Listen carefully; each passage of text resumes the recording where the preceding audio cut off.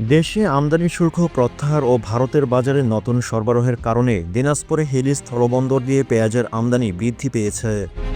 চাহিদার তুলনায় সরবরাহ বাড়ায় কমেছে পণ্যটির পাইকারি দর।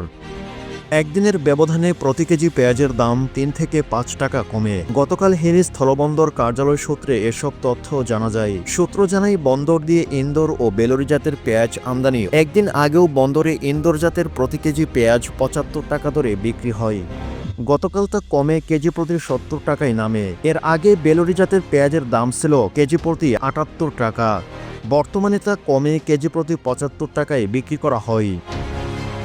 পাইকারিতে দাম কমায় হিলি খুচরা বাজারে তার প্রভাব পড়ে। প্রতি কেজিতে দাম কমেছে ১৫ থেকে ২০ টাকা। এছাড়া এই অঞ্চলে কিছুটা নিম্নমানের পেঁয়াজ খুচরা দামে কমে প্রতি কেজি ৬৫ থেকে ৭০ টাকায় নেমে আসে, আর যা আগে ছিল ৮৫ থেকে ৯০ টাকা। টিম টিআরসি হৃদয়ে ধারণ করে বাংলাদেশ। দ্য রিয়েল কনসালটেশন, স্বচ্ছ ভ্যাট আইনে দক্ষ ন্যায্য ভ্যাট প্রদানে। হিলি স্থলবন্দরে পেঁয়াজ আমদানিকারক মামুনুর রশিদ গণমাধ্যমকে বলেন, ভারতের বাজারে নতুন পেঁয়াজ উঠতে শুরু করে।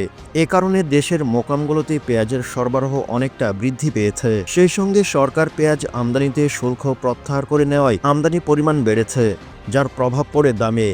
হিলি স্থল শুল্ক স্টেশনের রাজস্ব কর্মকর্তা শফিউল আলম গণমাধ্যমকে বলেন, হিলি স্থলবন্দর দিয়ে পেঁয়াজ আমদানি অব্যাহত রয়েছে। আমদানির পরিমাণ আগের তুলনায় বৃদ্ধি পেয়েছে। বন্দর দিয়ে এর আগে ১৫ থেকে ২০ টাক পেঁয়াজ আমদানি করা হতো।